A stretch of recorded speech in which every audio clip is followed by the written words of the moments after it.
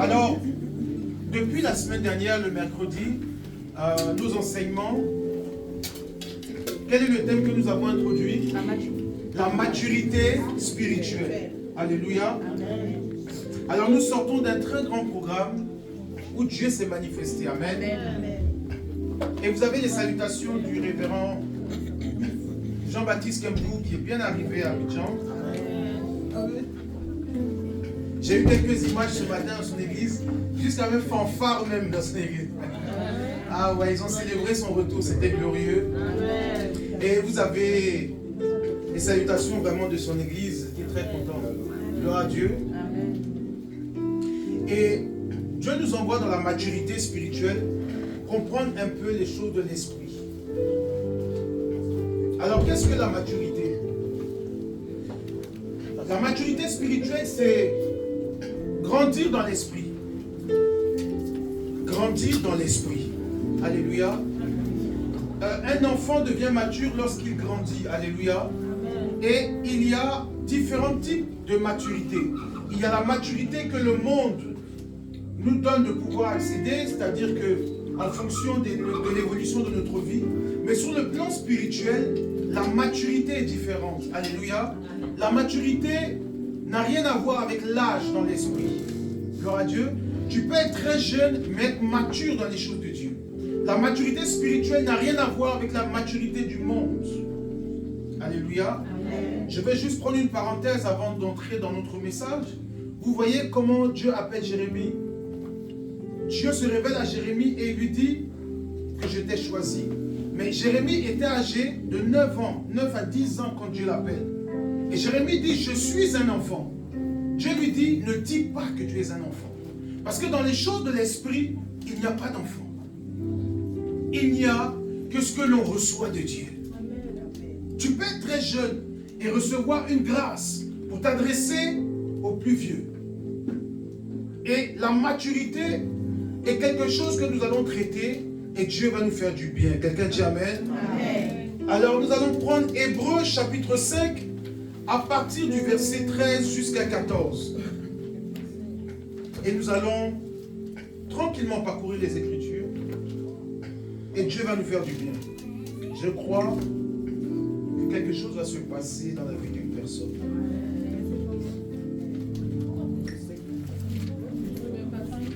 Hébreux chapitre 5 à partir du verset 13. Alléluia. Bien-aimés, est-ce qu'on peut s'élever pour écouter la parole de Dieu, s'il vous plaît? Hébreux chapitre 5 à partir du verset 13. Je lis la parole de Dieu. Lorsque Dieu fit la promesse à Abraham, attendez, chapitre 5, verset 13. Pardon. Or, chapitre 6. Or, quiconque en est au lait n'a pas l'espérance de la parole de justice, car il est un enfant. Mais la nourriture solide est pour les hommes, est faite pour les hommes, pour ceux dont le jugement est exercé par l'usage à discerner ce qui est bien et ce qui est mal. Quelqu'un dit Amen. Amen. J'ai dit quelqu'un dit Amen bien. Amen. C'est toi. Alors je vais relire. La Bible dit, or, quiconque est au lait n'a pas l'expérience de la parole de justice, car il est quoi? Un enfant. Vous savez, dans ce qu'on appelle le spirituel, il y a différents types de nourriture qu'on peut accorder à un enfant de Dieu. Dans l'esprit, Dieu voit, et quand il regarde son peuple, il voit qu'il y en a qui sont encore enfants, et il y en a qui sont en train de devenir adultes. Et donc le langage que Dieu a vis-à-vis de ces deux personnes est différent. Dans une maison, lorsqu'une mère ou un père s'adresse à un enfant, il va lui parler d'une certaine manière pour qu'il puisse comprendre. Et lorsqu'il va s'adresser à un adulte ou un fils dans la maison, il va parler aussi d'une autre manière afin qu'il puisse comprendre. Alléluia. Donc on est d'accord que nous ne pouvons pas parler de la même manière à un enfant qu'à un adulte. Il en est ainsi dans les choses de Dieu. Il y a des choses qu'un enfant spirituel ne peut comprendre. Il y a des révélations qu'il ne peut discerner. Il y a des choses qu'il ne peut déchiffrer parce qu'en fait sa conscience spirituelle est encore à l'état d'enfant. Et regardez ce que la Bible dit. Or, quiconque est au lait, donc ici on parle de l'enfant, on lui donne une nourriture qui lui est adaptée. Donc Dieu parle à certaines personnes en fonction de leur dimension spirituelle. Il y a des choses que toi tu ne verras pas, que moi je peux voir. Il y a des choses que je peux comprendre, que tu ne peux pas comprendre. C'est la maturité. Et Dieu s'adresse à nous de manière différente. Quelqu'un me dit Amen. Amen. L'enfant n'a pas le discernement de ce qui est bien, de ce qui est mal. La maturité spirituelle nous envoie au discernement. Parce qu'au verset 14, il dit, mais la nourriture solide est pour les hommes faits. Pour ceux qui ont le jugement et exercé par l'usage à discerner ce qui est bien de ce qui est mal. Donc Dieu ici nous dit que ceux qui sont matures, ceux qui sont adultes sur le plan spirituel, c'est ceux qui ont la capacité de discerner ce qui est bien de ce qui est mal. Donc quand tu vas commencer à avoir et acquérir la maturité spirituelle, tu pourras faire la différence entre ce qui est de Dieu et ce qui n'est pas de Dieu. Ta compréhension va changer. Tu pourras comprendre quand Dieu est là et quand Dieu n'est pas là. C'est ce qu'on appelle la maturité. Et qu'est-ce qui envoie la maturité? C'est le discernement. Je sais que ce qui se passe est bon. Vous voyez? Quand une personne n'a pas la maturité spirituelle, elle peut juger rapidement quelque chose sans comprendre que Dieu est dedans. Est-ce que quelqu'un me comprend? Je reprends. Quelqu'un qui n'a pas la maturité spirituelle peut juger une situation et penser que Dieu n'y est pas. Pourquoi? Parce que la situation me fait mal. La situation ne me plaît pas. Ou la situation n'est pas agréable. Alors Dieu n'est pas dedans. Or, celui qui a la maturité, comme dit l'apôtre Paul, l'homme spirituel juge tout de manière spirituelle. C'est-à-dire que même un mal peut devenir un bien pour toi. Est-ce que quelqu'un me comprend? Amen. Donc ne dis pas parce que je vis une situation qui est difficile, Dieu n'est pas dedans. Parce que dans le mal peut sortir le bien. Amen. Joseph dit à ses frères, le mal que vous m'avez fait, Dieu l'a transformé en bien. Donc il fallait que la situation commence mal pour qu'elle puisse bien finir. Amen. Mais seul l'homme qui a la maturité peut comprendre que je souffre aujourd'hui pour être heureux demain. Amen. Mais l'immature va fuir la difficulté et il va tricher. Mais en fin de compte, qu'est-ce qui va se passer? C'est que demain, il va souffrir. Amen. Parce qu'il n'aura pas accepté de payer le prix. Amen. La maturité.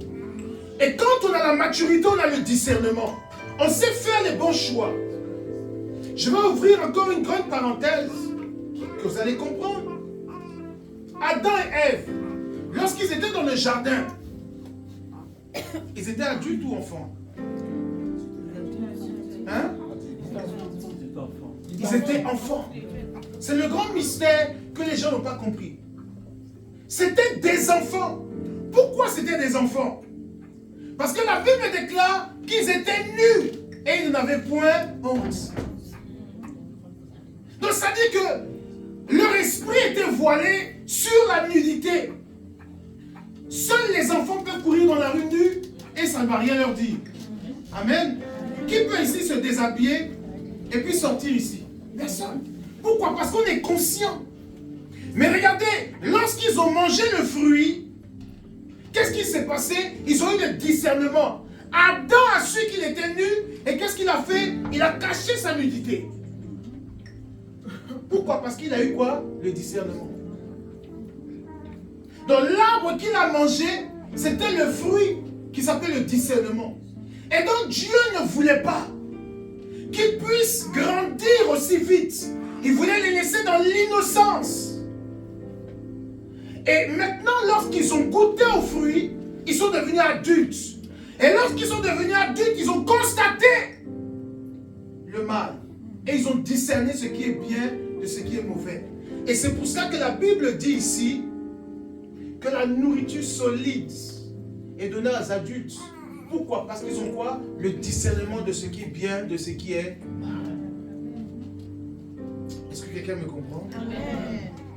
Aujourd'hui, je ne vais pas prêcher, je veux t'enseigner le discernement pour que tu puisses comprendre qu'il y a des choix, comme il a dit, que tu vas faire avec la maturité.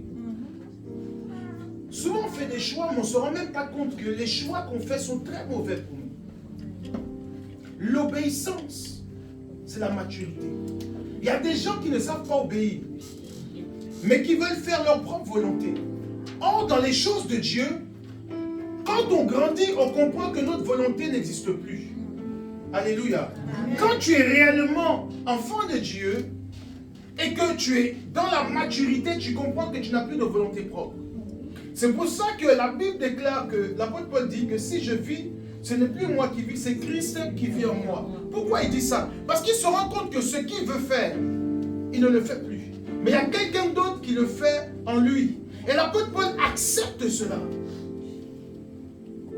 Donc accepter d'être dirigé, c'est comprendre la volonté de Dieu. C'est une preuve de maturité. Pourquoi? Parce que souvent j'ai envie de faire certaines choses, mais je me retiens. Pourquoi? Parce qu'en fait ce n'est pas la volonté de Dieu.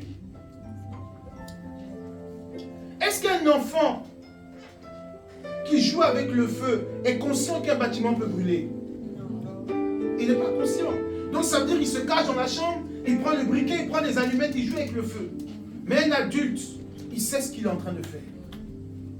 Vous comprenez? Donc ça veut dire que dans l'esprit, souvent on joue avec les choses très dangereuses, mais on ne connaît pas la conséquence de ces choses.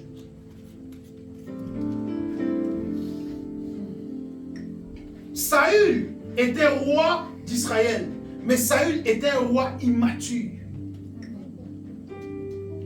Vous savez, c'est pas parce que tu as de l'argent que tu es mature. C'est pas parce que tu as du pouvoir que tu es mature.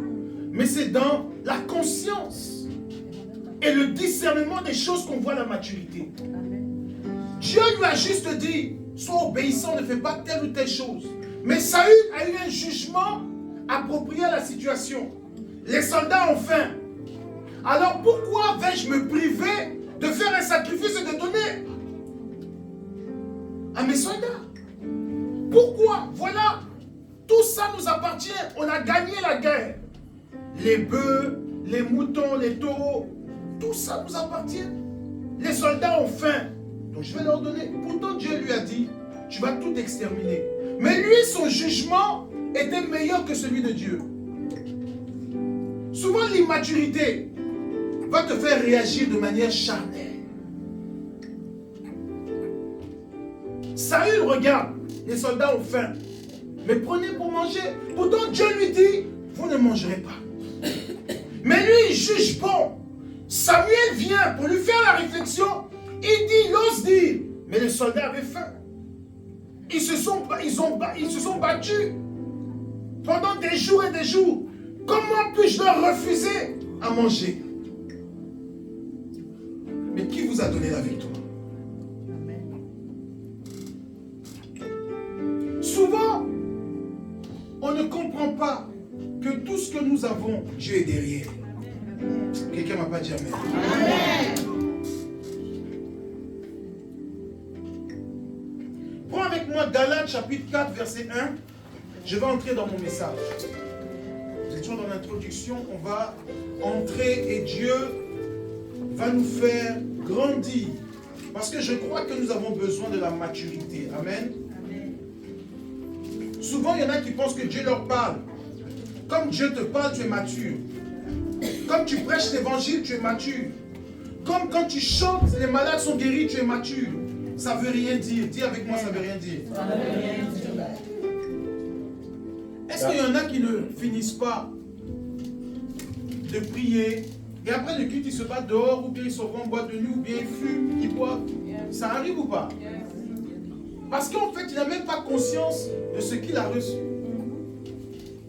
Oui, Galates chapitre 4. Galates chapitre 4, à partir du verset 1, je lis la parole de Dieu. Or, aussi longtemps que l'héritier est enfant, je dis qu'il ne diffère en rien d'un esclave. Attends, arrête-toi un peu. Il dit, or, aussi longtemps que l'héritier est quoi? Enfant. Je dis qu'il ne diffère en rien d'un esclave. Écoutez-moi très bien. L'héritier, la Bible dit aussi longtemps que l'héritier est quoi? Enfant. Ce qui veut dire qu'il peut arriver à l'âge d'hériter, mais il peut rester enfant même ayant atteint l'âge d'être héritier. Est-ce qu'on se comprend? On dit aussi longtemps, ça veut dire que ça peut prendre plus de temps que prévu. On dit aussi longtemps que l'héritier n'a pas pris conscience qu'il doit grandir pour hériter, il est toujours enfant. Et la Bible dit qu'il ne diffère en rien de qui? D'un esclave. Ça veut dire que, bien vrai que toutes ces choses lui appartiennent, mais il est comme lié, parce qu'il n'a pas accès à ces choses. Souvent, Dieu nous appelle à un grand ministère, mais parce que nous ne sommes pas prêts à cela, alors les choses prennent du temps à se réaliser. Et il y a des promesses que Dieu t'a faites. Vous savez, souvent, il y a des gens à qui Dieu a dit, tu vas te marier, tu vas enfanter, tu vas avoir ceci ou cela. Mais le problème, c'est leur maturité. Ils sont encore enfants et Dieu a du mal à leur léguer cet héritage. Parce que s'ils rentrent trop tôt dans cet héritage, ils risquent de détruire la bénédiction de Dieu. Amen. Est-ce que quelqu'un me comprend? Amen. Si ton enfant, tu as prévu 100 000 euros pour lui à ses 18 ans, mais tu vois qu'à 18 ans, il se comporte encore comme un gamin de 12 ans. À 21 ans, il se comporte comme un gamin de 16 ans. Comment est-ce que tu peux lui donner autant d'argent? Tu auras peur. Donc ça veut dire que quoi? L'héritier va quoi? Attendre. Donc ça va prendre du temps. C'est pour cela que l'apôtre Paul dit aussi longtemps que cela va prendre. Aussi longtemps que l'héritier est enfant. Tant que Dieu voit que tu n'es pas prêt, la chose n'arrivera pas. Amen. Ce n'est pas une question que Dieu n'est pas prêt pour te donner, mais il attend que tu puisses atteindre une certaine maturité. Abraham, Dieu lui dit, je vais te donner un enfant. Mais lorsque Dieu lui parle, Abraham n'est pas prêt à avoir un enfant. Et lorsque nous regardons, c'est 25 ans plus tard que Dieu donne un enfant à Abraham. Mais pourquoi Dieu a attendu autant d'années? Jusqu'à même Sarah va dire, je suis vieille. Mais c'est dans cette vieillesse qu'elle peut gérer Isaac. Amen. Amen. Quelqu'un m'appelle ça? Amen. C'est dans cette vieillesse qu'elle peut gérer Isaac. Parce qu'Isaac, c'est un héritier. C'est l'enfant de la promesse. Donc Isaac ne peut pas arriver dans les mains d'une mère qui ne peut pas l'éduquer selon la volonté de Dieu. Donc Dieu prépare Sarah, Dieu prépare Abraham. Mais regardez ce qui va se passer. Ils vont avoir un enfant avant le temps. L'immaturité. Peut-être que Dieu sait quoi? Tromper. Oh. Regardez un peu le langage des immatures. Non, l'homme de Dieu a prophétisé. Mais peut-être que nous-mêmes, maintenant, on va arranger la prophétie. Non, il m'a dit l'année prochaine. Mais quand je regarde, si avant de l'année, là, c'est pas, ça se fait pas là, c'est que c'est pas bon pour moi. Donc toi-même, tu vas vouloir faire quoi? Accélérer la prophétie. On n'accélère pas la prophétie. Elle marche à son terme. Et elle s'accomplira. Le temps n'appartient pas à Dieu. Écoutez, même dans le mystère de la prophétie, il y a la maturité qui nous donne de livrer des prophéties. C'est pas tout on dit. C'est pour cela que c'est pas parce que tu as vu que tu dois parler. La maturité va te donner de garder certaines choses et de l'expliquer autrement pour qu'une personne puisse recevoir. Amen. Qu'est-ce que je disais en ligne? Si par exemple je prends Matthéo tout de suite, Je lui dis, hier tu as trompé ton mari. Et puis son mari est assis là. Bon, dites-moi, la prophétie a sauvé ou elle a tué? Elle a tué. Elle a tué même. Et il y en a qui arrivent à donner de tels genres de révélations plein culte. Tu as trompé ton... Mais le mari est là. Bon, tu as donné ça comme ça, tu les as laissés entrer à la maison. Si à la maison il y a coup de poing, tu fais comment? Manque de maturité. Comme tu as vu, tu te joues les grands prophètes. Mais la sagesse veut que tu prennes un passage dans les Écritures et que tu exhortes à vivre une vie pieuse. Honorer son mari, honorer sa femme. Tu vas faire de telle sorte que la prophétie devienne une prédication qui va sauver l'ensemble. Mais dans cet ensemble, il y a une personne que tu vises, à qui tu parles.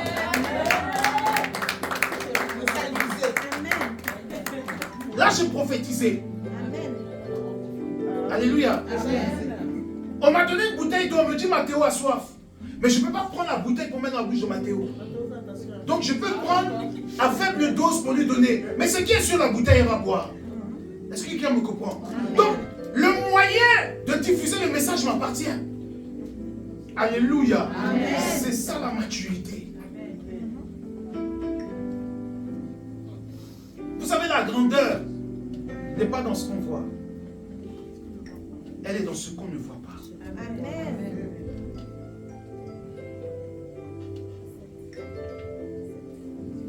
Nous allons voir les différents niveaux de la maturité.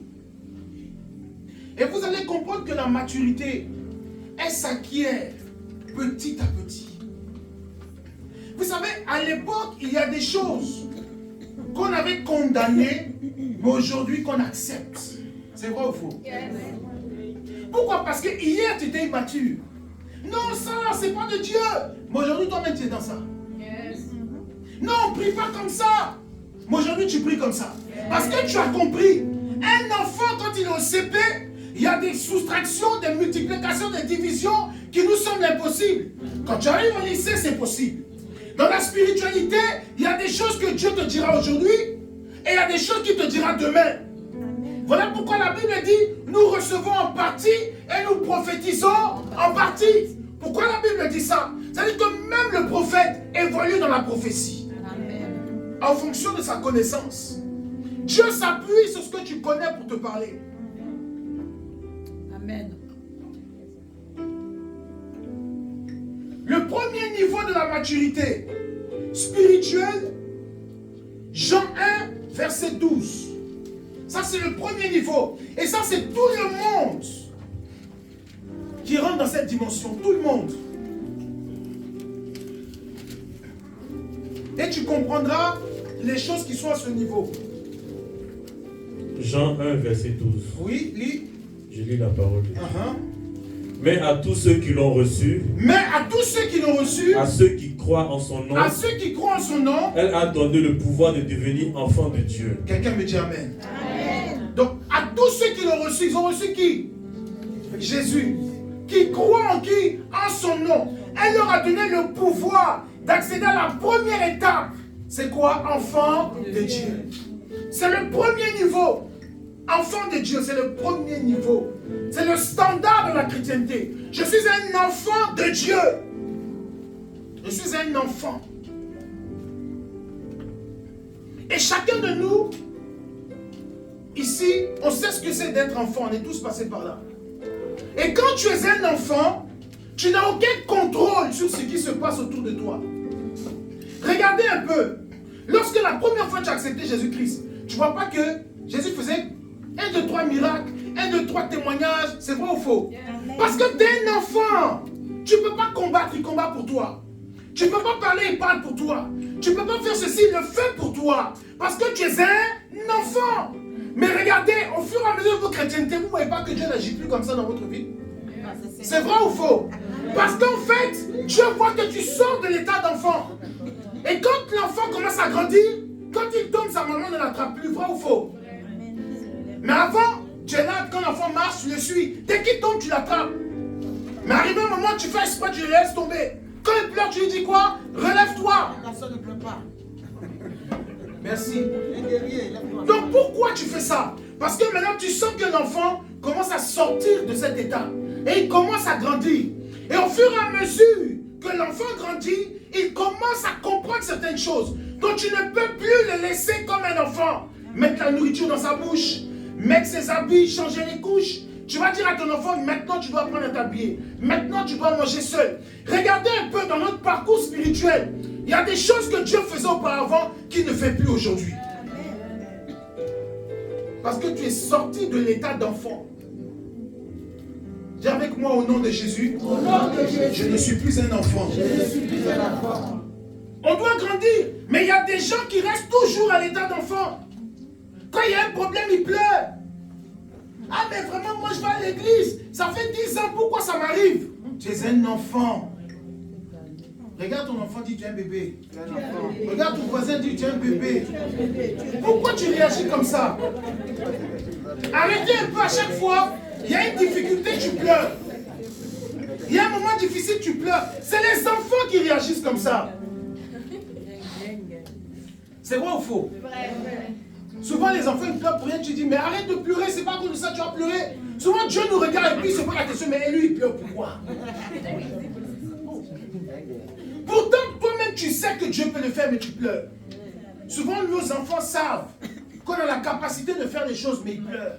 Parce que c'est un enfant, il veut que tout vienne sur un plateau. Mais arrivé un moment dans la vie spirituelle, tu dois grandir. Amen. Tu n'attends plus qu'on te serve, mais toi-même tu vas te servir. Amen. Amen. Et quand on se sert dans la présence de Dieu, c'est avec la prière. Un enfant spirituel ne prie pas et Dieu le bénit. Je vais vous choquer. J'ai dit un enfant spirituel ne prie pas, Dieu le bénit. Vous tous vous avez expérimenté. Tu viens d'arriver à l'église, 1, 2, 3, tu rends témoignage, tu as prié où? Tu ne sais même pas prier. Tu viens, tu rends témoignage. Hé, Dieu est merveilleux. Il est en train de te blaguer. Il faut que tu viennes dans son affaire. Il veut te montrer qu'il est bon. Tu es un enfant. Est-ce qu'un enfant, même quand tu le vois, tu le blagues, tiens, bonbon. Il te suit partout, non? C'est à cause de quoi? C'est à cause de bonbon. Dieu souvent fait des choses parce qu'il veut nous emmener à venir vers lui. Tu es un enfant. Bon, maintenant, tu commences à grandir. Amen. Tu commences à grandir. Et lorsqu'on grandit, selon les Écritures, on devient quoi? Un fils. Regardez, prenez avec moi Ésaïe 9, verset 6. Nous allons voir le deuxième niveau de la maturité spirituelle. Voilà les bébés qui sont là.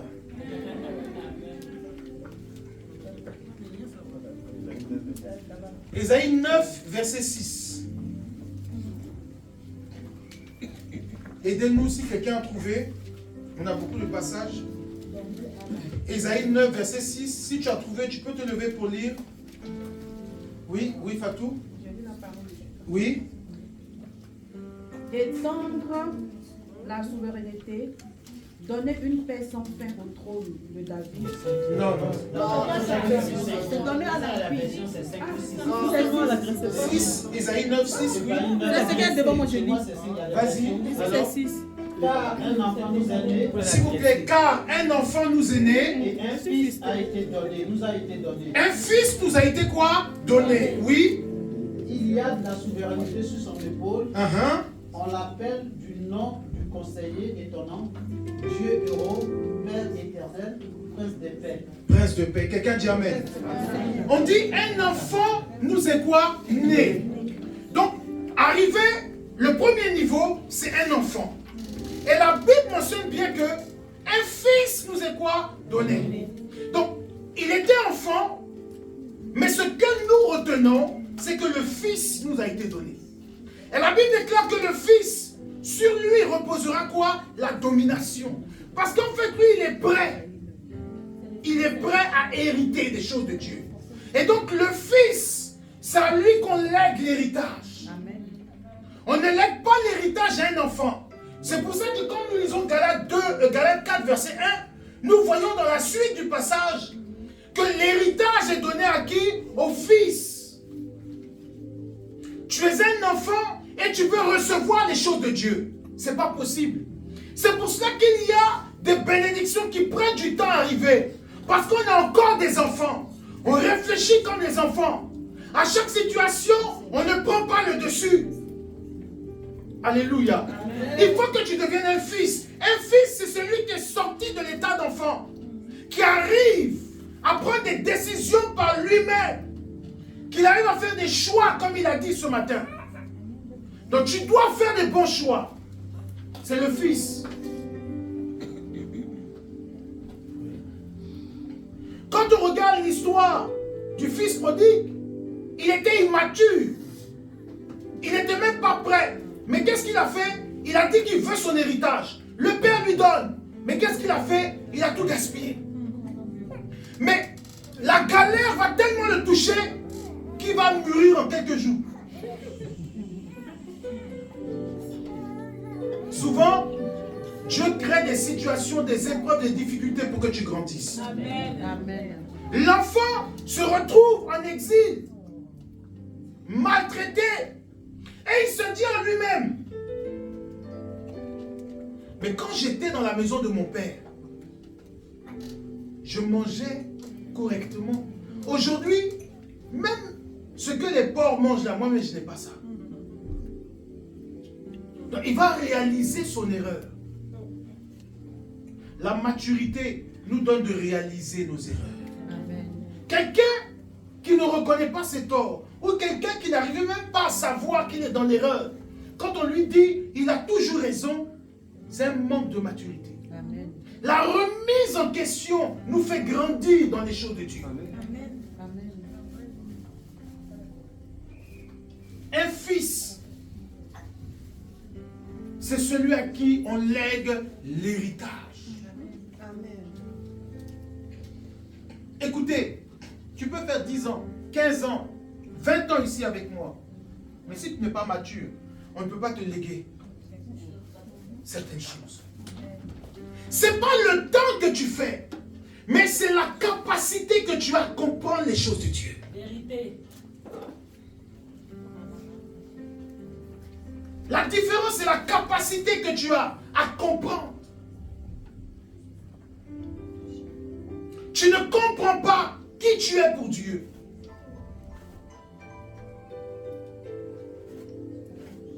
C'est ça la maturité.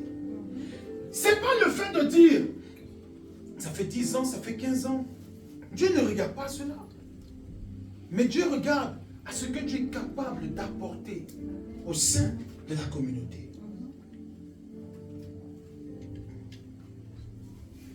C'est pour ça qu'il faut comprendre que il y a des choses que nous allons recevoir, pas par rapport à notre âge, pas par rapport à notre ancienneté, mais par rapport à notre maturité.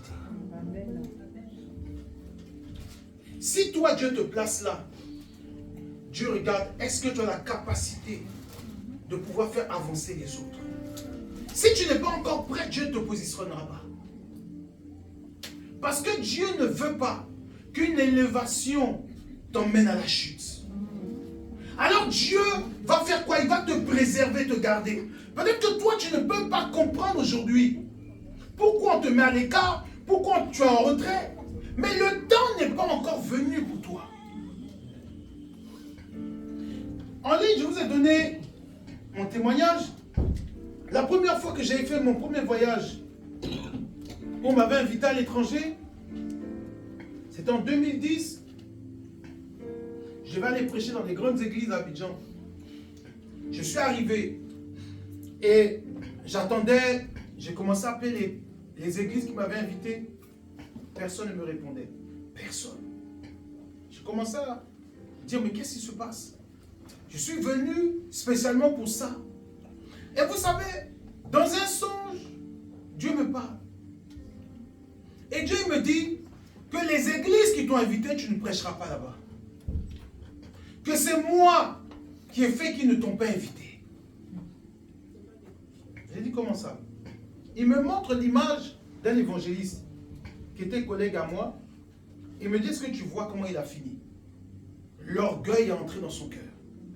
Je ne veux pas que tu finisses comme lui. Il m'a dit, si tu prêches dans ce genre d'église, parce que c'était des grandes églises, il dit, si tu prêches là-bas, l'orgueil va te prendre, mon fils. Tu n'es pas prêt.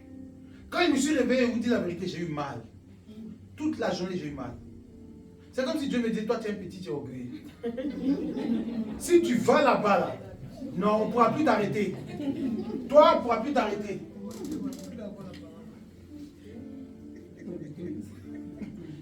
Je venais de commencer le ministère.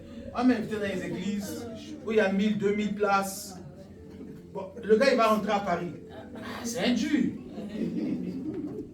Dieu a vu que je n'étais pas prêt pour ce genre de bénédiction. Dieu a permis que certaines églises m'invitent. On était deux dans l'église, on s'est regardé. Dieu dit, voilà, tu as fini ta mission, il faut rentrer. J'ai accepté. Il y a des choses, quand tu n'es pas prêt, Dieu te protège.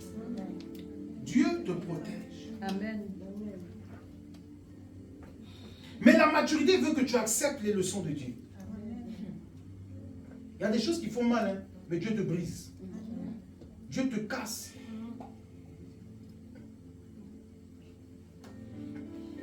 Moi, je connais l'orgueil, là, c'était mon travail. Avant, là, quand j'avais mes gars, si tu parles, je dis, petit, tais-toi. Nous tous à même âge, mais tu es mon petit. Pourquoi? Parce qu'en fait, on avait une certaine fierté. On est les durs, c'est nous, on parle. C'est nous, on a l'argent. Dieu a vu ça. Quand il m'a appelé, il a brisé ça. Et à chaque fois, je prie, je dis, Seigneur, quel que soit là où tu m'envoies, si à l'orgueil, brise-moi encore. J'ai pas honte, c'est ma prière. Souvent, la maturité fait que tu connais ta faiblesse. J'ai beaucoup travaillé. Donc, pendant des années, j'ai prié pour ça. Aujourd'hui, je me sens libre. Mais celui qui ne veut pas reconnaître que il est ceci ou il est cela, il est coléreux, truc, mais tu ne vas jamais évoluer.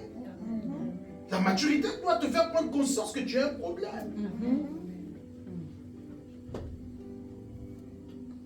On te bat, tu as toujours raison. On veut t'aider, non, prends telle route, non. On te dit, fais ça, non, tu connais déjà tout. Si tu connais tout, tu fais quoi avec nous? Montre-nous la route. Si on est ici dans la maison de Dieu, c'est parce qu'on a encore des choses à apprendre. L'église, c'est un apprentissage. Et moi, j'apprends toujours. La maturité nous donne de pouvoir comprendre ces choses, je vous assure. Refuser d'apprendre, c'est dangereux. Refuser d'apprendre. Mais quand tu commences à grandir, la sagesse veut que même quand tu sais, tu te tais. C'est mieux quand tu fais comme si tu ne connais pas. Et puis quand on te dit, vas-y maintenant, puis tu gâtes, tu fais. On dit, ah, mais toi tu es fort, hein? Il fallait dire que tu connaissais, c'est mieux qu'on dise que tu es bon. Parce que quand tu dis, je connais, gare à toi si tu te trompes.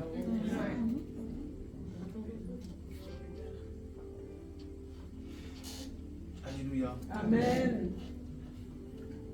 Il faut que tu deviennes un fils. Un fils, c'est celui qui hérite des choses de Dieu. Amen. Le troisième niveau, c'est les appeler.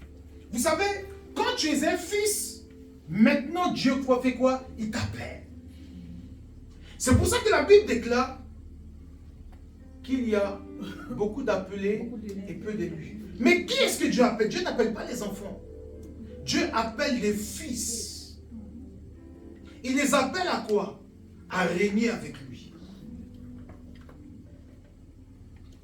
Nous allons voir les élus. Prends avec moi Matthieu 22, verset 14.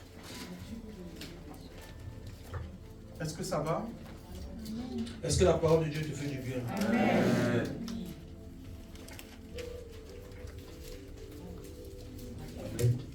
Matthieu chapitre 22. Matthieu 22, verset 14. Oui. J'ai lu la parole de Dieu. Car il y a beaucoup d'appelés, mais peu d'élus. Je continue. Oui, attendez. Matthieu 22, 14. Reprends s'il te plaît. Car il y a beaucoup d'appelés, mais peu d'élus. Car la Bible dit, car il y a beaucoup d'appelés. C'est-à-dire qu'au milieu des fils, il y a beaucoup que Dieu appelle. Vous savez pourquoi Dieu appelle un fils? Parce qu'en fait, le fils, c'est celui qui est en capacité d'hériter. Regardez, quand Samuel doit oindre le nouveau roi d'Israël, il va dans la maison d'Isaïe. Qu'est-ce qu'il demande?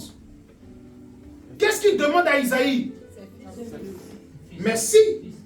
Il ne dit pas, appelle tes enfants. Il dit, t'es quoi? Tes fils. Parce que ce sont les fils qui héritent. Ce sont les fils à qui on donne l'héritage. C'est les fils qu'on établit pour succéder au père. Donc il dit, appelle-moi tous tes fils. Et regardez ce que Isaïe va faire. Il va appeler 7. Et il va laisser un derrière le troupeau. Alors, le prophète va passer et il ne va pas voir. Et il lui dit, ce sont là tous tes fils. Il dit non, il y a un qui est... Il n'a pas jugé mature. Derrière les troupeaux. Il dit, mais fais-le venir.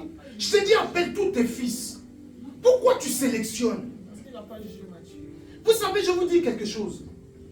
Souvent, on regarde à l'apparence.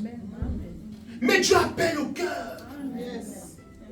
Dieu a vu l'état du cœur de David.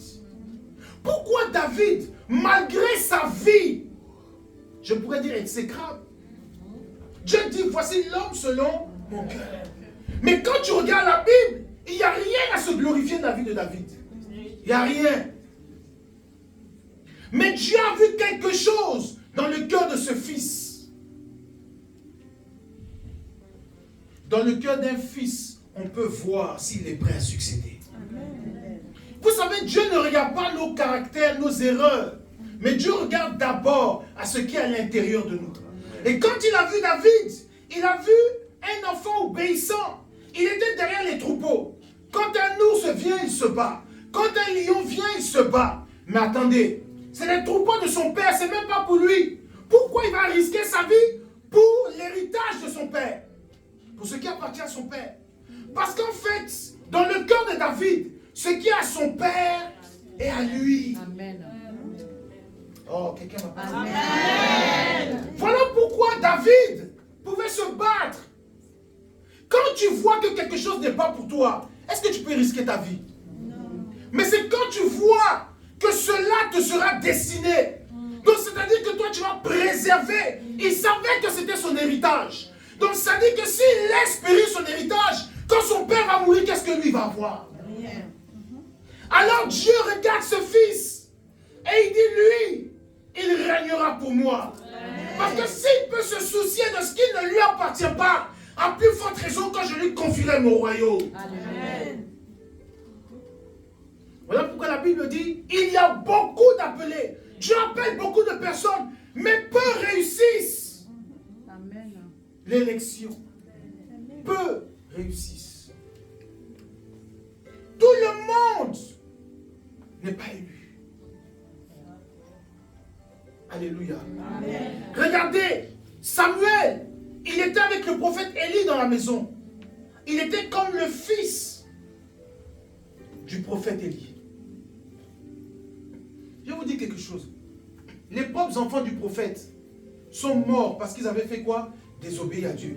Mais il est resté Samuel dans la maison parce que Anne l'avait offert à Dieu. Donc il était devenu comme un fils pour Élie.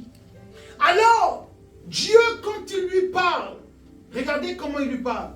Et il lui parle, et quand Dieu lui parle, qu'est-ce qu'il dit?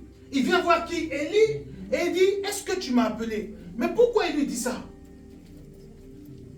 Parce que la voix ressemblait à la voix de qui? Élie, de son père. Quand tu es un vrai fils, tu reconnais quand ton père te parle. Amen. Tu ne luttes pas avec la voix de ton père.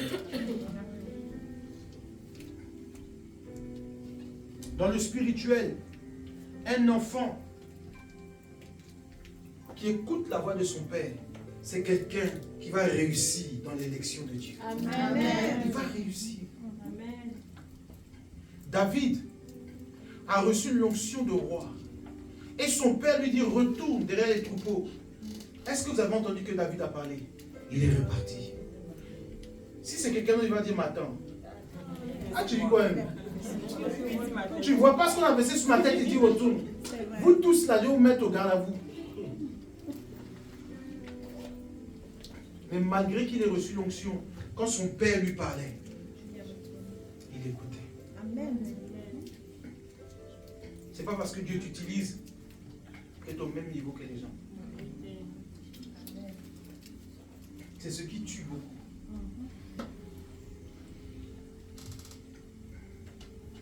Tu peux devenir président, mais ton père sera ton père. Amen. Ta mère sera ta mère. Amen. Quatrième niveau, tu dois devenir un élu de Dieu. La Bible dit il y a beaucoup d'appelés, mais peu d'élus. 1 Pierre 2, verset 9. Tu dois, c'est-à-dire que quand Dieu t'appelle, il doit te qualifier. Vous savez, la maturité nous emmène à l'élection finale. C'est-à-dire que ce que Dieu a prévu pour moi, je vais atteindre ce niveau. Ça, ce sont les étapes de la maturité. Et la semaine prochaine, on va prêcher un peu plus dans la maturité. Je veux que tu comprennes ce processus. Parce qu'en fait, avant de devenir un adulte, on est parti déjà enfant, fils, élu. Mais regarde, la Bible ne s'arrête pas à élu, oui. 1 Pierre 2, verset 9. La Bible ne s'arrête pas à appeler. Je lis la parole de Dieu. Oui. Vous, au contraire, vous êtes une race élue, un sacerdoce royal, une nation sainte, un peuple acquis, afin que vous annonciez les vertus de celui qui vous a appelé des ténèbres à son admirable lumière. Quelqu'un dit Amen. Amen. Il dit, vous êtes quoi? Une race élue, un sacerdoce royal. Je vous dis quelque chose. Quand tu es élu, maintenant tu es de la race de Dieu. Vous savez, les Lévites étaient différents des autres. C'étaient les seuls à pouvoir prélever la dîme. Or, la dîme appartient à Dieu. Mais eux pouvaient la prélever parce qu'ils étaient de la race de Dieu. Ils avaient en eux la sacrificature. C'est-à-dire que nous, à notre époque, les élus, on a accès à ce qui appartient à Dieu. Vous savez, quand tu es élu, Dieu te donne de partager avec lui des choses que les autres ne peuvent pas avoir. Tu dois grandir dans ta marche. Tu ne peux pas rester un enfant. Tu dois arriver à l'élection finale. Tu dois grandir. C'est un parcours spirituel. Ça, c'est la maturité, comprendre. C'est pour cela que certaines personnes, lorsqu'ils prient, ils n'obtiennent pas comme d'autres. Parce que d'autres sont arrivés à un certain niveau où ils sont amis de Dieu. Amen. Quelqu'un ne m'a pas compris. Amen. Ils sont amis, ils causent avec Dieu. Dès qu'ils prient, Dieu lui répond. Ils conversent avec Dieu. Ils entendent la voix de Dieu. Est-ce que tout le monde peut entendre la voix de Dieu? Il entend. Quand Dieu parle, il comprend. Quand il y a des signes, il voit les choses arriver. Et je prie que dans ta marche chrétienne, tu arrives aussi au stade d'élu. Amen. Il y a des gens que Dieu a appelés. On a fait prophétie, Dieu t'appelle, Dieu t'appelle. Il crie, wouh, wouh. L'esprit le prend, il tourne, tourne, tourne. Mais il s'est retrouvé dans la rue encore. On dit, mais Dieu t'a appelé, non? Il faut venir maintenant. Il n'a jamais répondu à l'appel de Dieu. Je veux que tu répondes à l'appel de Dieu. Amen. Est-ce que tu n'es pas fatigué de vivre toujours ce genre de difficultés? Je vais vous dire la vérité. Arrivé à un certain niveau, il y a des difficultés qui ne peuvent plus t'atteindre. Il y a des situations qui ne t'arriveront plus. Pourquoi? Parce qu'en fait, tu es l'ami de Dieu. Vous savez, Jésus a dit à ses disciples, vous êtes quoi? Mes amis. J'ai aimé son message. L'ami, c'est à celui qu'on peut dire les choses. Paix à son âme. Mon père est décédé il y a de nombreuses années. Et il avait un ami, aujourd'hui, que j'ai pris comme mon papa. Et vous savez ce qu'il m'a dit quand mon père est mort? Il m'a dit, il y a des choses que vous, les enfants, vous ne savez pas que moi, je sais sur votre père. Donc je suis content de vous voir en train de faire certaines choses, parce que c'est ce que votre père avait souhaité. Mais lui était l'ami de mon père. Donc il connaît ce que moi je ne connais pas de mon père. Quand tu es l'ami de Dieu, il y a des choses que tu connais de Dieu que personne ne sait. Amen. Voilà pourquoi Jésus dit à ses disciples, vous êtes mes amis. Parce qu'en fait, l'amitié te fait converser, entrer dans des niveaux. Souvent, il y a des révélations que Dieu te montre, tu n'as même pas demandé. Dieu se révèle à toi et te dit, ma fille, regarde ce qui va arriver dans 5 ans. Regarde. C'est ton ami, il cause avec toi, il te montre les choses cachées. Souvent, il y en a qui ont des visions sur des choses qui vont arriver dans 10 ans, dans 15 ans, parce qu'ils sont dans une amitié avec Dieu. Ils sont arrivés à un niveau où Dieu leur montre beaucoup de choses. Ne sois pas toujours au niveau où tout te surprend. Approche-toi de Dieu. Et le 5e niveau, nous allons nous arrêter là aujourd'hui. Quel est le niveau le plus élevé pour nous? Dites-moi, est-ce que quelqu'un peut trouver ça? Tu ne dois pas rester au niveau d'élu. Quel est le niveau que tu dois atteindre? Épouse. Hein? Épouse. Tu dois devenir l'épouse du Seigneur. C'est le niveau final. Pourquoi c'est le niveau final? Pourquoi? C'est simple. Hein? Non, ce n'est pas question de dormir avec Jésus, non. On ne dort pas avec lui. Tu dors avec ta chérie, il faut laisser Jésus. Hein? Non, pas ça. Hein? Oui, mais qu'est-ce que Jésus va faire avec son épouse? Il viendra chercher qui? Son épouse. Ça veut dire que Jésus viendra chercher qui? L'épouse. Donc ça veut dire qu'en fait, c'est la dimension finale. Amen. C'est la dimension finale. C'est l'épouse que Jésus viendra chercher. Et l'église doit devenir l'épouse du Seigneur. Tu n'es pas son camarade. Tu n'es plus son ami. Tu n'es plus son serviteur. Tu n'es plus son enfant. Mais tu es quoi? Son épouse. C'est-à-dire que vous marchez au même niveau. Amen. Oh, quelqu'un ne m'a pas compris. Amen. Tu marches au même niveau que Christ. C'est pour cela que les 5 fils de Sheva, lorsqu'ils sont partis chasser les démons comme Paul, qu'est-ce que les démons leur ont dit? Nous connaissons Paul et nous connaissons Jésus. Les démons ont mis Paul et Jésus au même niveau. Amen. Oh. Amen. Amen. Amen. Arrivé un moment, les esprits, quand ils te verront, ils verront le Christ. Amen.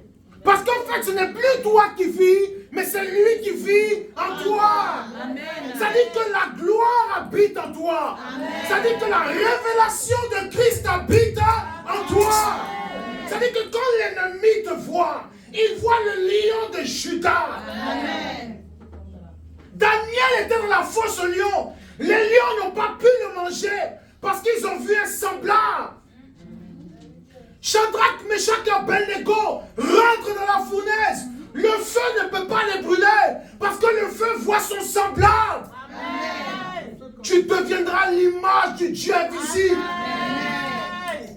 Tu es l'épouse. Quand on te voit, c'est ton mari on voit. Quand on te voit, c'est Jésus on voit. Amen. Voilà pourquoi la Bible dit que vous êtes les ambassadeurs de Christ. Lorsqu'un ambassadeur arrive dans un pays, il devient le président. Vrai ou faux? Amen. Comprenez le niveau auquel Dieu veut nous envoyer. Tu ne dois pas être au niveau où tu discutes un peu. Hey, la sorcellerie. Moi, mais c'est fatigué. Vraiment, depuis là, vous êtes assis sur moi.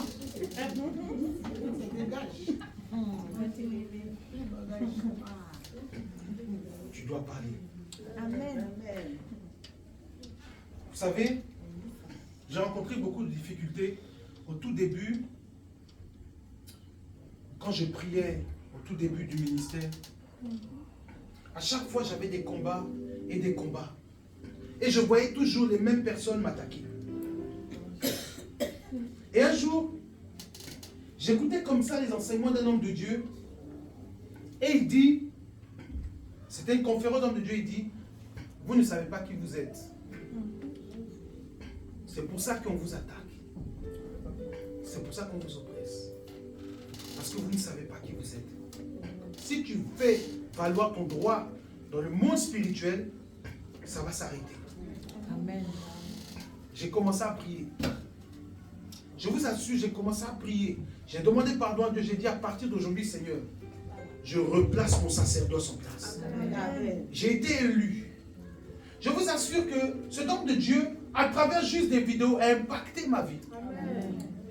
J'ai compris que j'étais dans l'erreur parce que je craignais certaines choses que je ne devais pas craindre. Vous savez ce qui s'est passé? Peu de temps après, dans un songe, certaines personnes sont venues m'attaquer. Et puis il y a un qui dit, hé, mais tu n'as pas vu que c'est un homme de Dieu? Tu n'as pas vu que c'est un homme de Dieu? Pourquoi? Parce qu'en fait, ma prière a changé. Donc dans le monde spirituel, on me regarde comme un homme de Dieu. Amen. Ça dit que toi, en tant que chrétien, si tu ne te vois pas comme un fils de Dieu, qui va te voir comme ça? Amen. En fait, c'est toi qui donnes l'opportunité au diable de s'asseoir sur ta vie. À partir d'aujourd'hui, tu règnes avec Christ. Amen. On a vu simplement les 5 niveaux. Mais on va voir le caractère dans la maturité, la maîtrise de soi. On va voir, comme il a dit, c'était bien le choix. Je vais même parler du sexe. Parce qu'il y en a qui pensent que, en fait, c'est quelque chose, il faut avoir la maturité. Je disais comme ça, j'étais en train de parler, que quand tu regardes bien, il y a des gens qui prennent ça pour faire la prostitution, le sexe, pour avoir de l'argent. Il y en a, c'est pour concevoir, avoir des enfants. Et il y en a, c'est juste pour s'amuser. Bon, où est-ce que toi tu te situes en tant qu'enfant de Dieu? La maturité te donnera d'avoir un bon usage des choses de Dieu. Amen. C'est pas interdit de boire du vin. Mais on a interdit à cause de l'immaturité des gens. Tu vas être avec des frères en plus, vous allez déposer du vin là. Mais tu as gâté la soirée. Tu as gâté la soirée. Ça dit que lui seul, il va siffler la bouteille de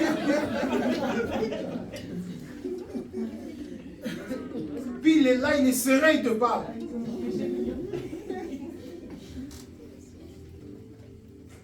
Mais attendez, dites-moi, si un chrétien que tu vois zélé, et puis dans la rue, tu le vois, il frappe les murs.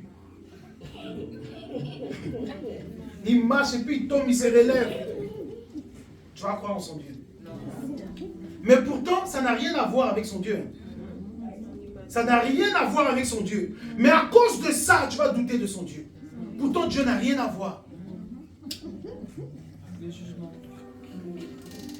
Parce que ce n'est pas Dieu qui fait ça. C'est ce qu'il a bu. C'est ce qu'il a bu qui l'a rendu comme ça, c'est pas Dieu. Mais regarde, au lieu que toi tu te dises que boisson est mauvais, tu vas te dire c'est quel Dieu est pris. C'est vrai ou faux? C'est vrai. Toi tu ne vas pas voir que la boisson est mauvaise, mais tu vas voir son Dieu. Ça c'est quel Dieu est pris. On t'a dit il est en prière comme ça. On t'a dit qu'il est en prière. C'est l'immaturité. Est-ce que quelqu'un me comprend? C'est ça. On va voir toutes ces choses. Et c'est important, dans les choses de Dieu, qu'on grandisse dans la compréhension. Il y a des choses que Dieu fera pour vous, juste quand tu auras atteint un certain niveau de grandeur. Je vais vous donner un dernier exemple. Un homme mature. Il y a des choses qu'il n'a plus besoin de prier pour atteindre certains niveaux. Pour obtenir certaines choses, il ne prie plus. Mais il fait quoi? Il obéit à la volonté de Dieu. La Bible dit l'obéissance vaut mieux que à un certain niveau, tu sais ce qui plaît à Dieu ou pas. Alors, au lieu d'être dans le jeûne, tu retires ton pied tout simplement. Et la grâce te localise. Nous, les chrétiens, on se fatigue. Hein? Tu fais 21 jours de jeûne. Tu maigris jusqu'à on voit tes os. Bon, tu as fini ça là. Et puis c'est rebelote. Est-ce que tu vois que tu te fatigues pour rien? Le jeûne là, c'est pour nous rapprocher de Dieu.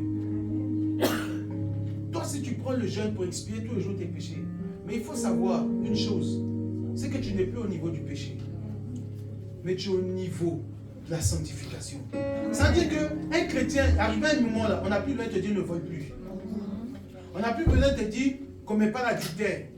Un véritable enfant de Dieu, ces choses-là sont élémentaires.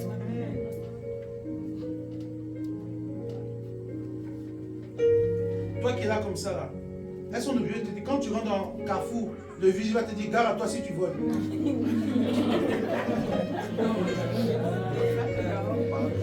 Vous voyez? Mais souvent, nous, on est encore au stade de vous donner le lait. C'est-à-dire, on prêche des messages comme ça. Non, si tu fais ça, Dieu va faire. Parce que ton corps est un enfant, il faut toujours te garant. Dis, il faut qu'on quitte là. Il faut qu'on parle du royaume. Il faut qu'on parle du retour du Seigneur. Il faut qu'on parle de comment est-ce qu'on touche le pan de la robe du Seigneur. On va pas toujours te dire ça du péché. Il faut que tu grandisses. Nous tous, on sait qu'on a quitté ça là. Donc si tu veux retourner là-bas, vraiment c'est ton choix, comme l'a dit Alex. Que Dieu nous bénisse. Acclame Jésus.